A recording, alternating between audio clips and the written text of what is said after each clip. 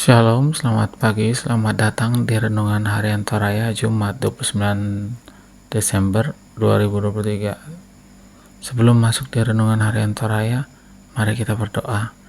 Bapa, dalam nama Tuhan Yesus, tak henti-hentinya kami mengucap syukur, hari yang cerah, udara yang luar biasa.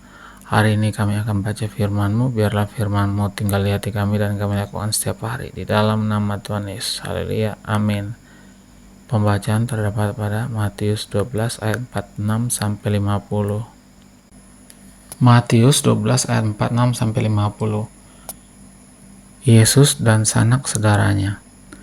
Ketika Yesus masih berbicara dengan orang banyak, itu ibunya dan saudara-saudaranya berdiri di luar dan berusaha menemui dia. Maka seorang berkata kepadanya, "Lihat, ibumu dan saudara-saudaramu ada di luar dan berusaha menemui engkau." Tetapi jawab Yesus kepada orang yang menyampaikan berita itu kepadanya, "Siapa ibuku dan siapa saudara-saudaraku?"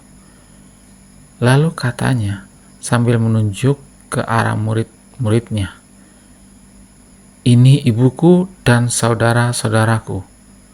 Sebab barang siapa yang melakukan kehendak Bapa-Ku di sorga, dialah saudaraku laki-laki, dialah saudaraku perempuan, dialah ibuku."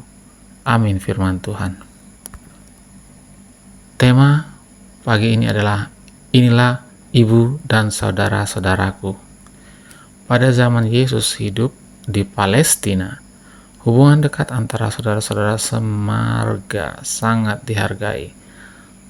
Sebagai manifestasi kasih Allah dan menjaga hubungan tersebut dianggap sebagai bagian dari perjanjian dengan Allah. Sistem kehidupan sosial ini digunakan untuk melindungi keluarga, mempertahankan identitas, dan menjamin kepemilikan tanah milik keluarga. Ketika sanak saudara Yesus mencarinya, Yesus menegaskan bahwa siapapun yang melakukan kehendak Bapanya, dialah saudara dan ibunya. Prioritas hidup adalah melakukan kehendak Tuhan dan hidup dalam persekutuan dengan saudara seiman. Sebagai anak-anak Tuhan, kita harus mengutamakan kehendak Tuhan dan hidup dalam persekutuan dengan sesama. Melayani sesama adalah tugas setiap anak-anak Tuhan dan syarat menjadi keluarga Allah. Kita harus menjaga agar kepentingan pribadi tidak mengalahkan kehendak Tuhan. Solider pada sesama, mesti dalam semangat takut akan Tuhan.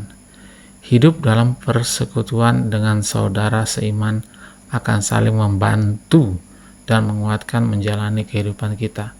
Patut memahami hal yang menjadi prioritas dalam hidup ini, yaitu mengikuti kehendak Tuhan dan hidup dalam persekutuan dengan sesama. Untuk memahami dan melaksanakan kehendak Tuhan, kita mesti memiliki hubungan yang dekat dengannya. Yesus yang adalah Tuhan dan Juru Selamat telah meneladankan kepada kita bahwa kehendak Bapa lebih utama daripada keinginan sendiri. Mengutamakan firman Tuhan akan membantu kita memahami dan melakukan kehendak Tuhan dan memerdekakan kita, seperti Maria yang memilih duduk di kaki Yesus dan mendengarkan firman-Nya. Kita pun perlu hidup dalam kebenarannya untuk mengerti dan melakukan kehendak Tuhan. Amin. Mari kita berdoa. Bapa, dalam nama Tuhan Yesus, tak henti-hentinya kami mengucap syukur. Terima kasih pagi yang cerah, udara yang segar. Biarlah firman ini tetap tinggal di hati kami dan kami lakukan setiap hari di dalam nama Tuhan Yesus. Terpujilah Engkau Tuhan Yesus dari selama-lamanya sampai selama-lamanya. Haleluya, haleluya, amin. Selamat pagi, selamat beraktivitas. Tuhan Yesus memberkati. Amin.